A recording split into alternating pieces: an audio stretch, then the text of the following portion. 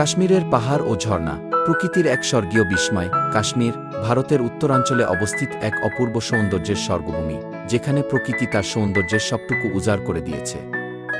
এখানকার পাহাড়, হ্রদ, নদী ও ঝর্ণাগুলো পর্যটকদের মোহিত করে রাখে।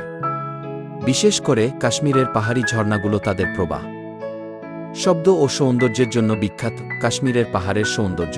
কাশ্মীরের পাহাড়গুলো হিমালয়ের অংশ এবং সারা বছরই বিভিন্ন রূপ ধারণ করে।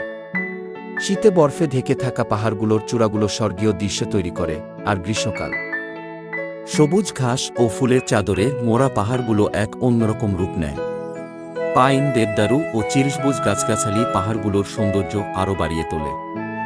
এই পাহাড়গুলোর বুক চিরে বয়ে চলা ঝর্ণাগুলো যেন প্রকৃতির নিজস্ব অলংকার। কাশ্মীরের বিখ্যাত ঝর্ণাগুলো।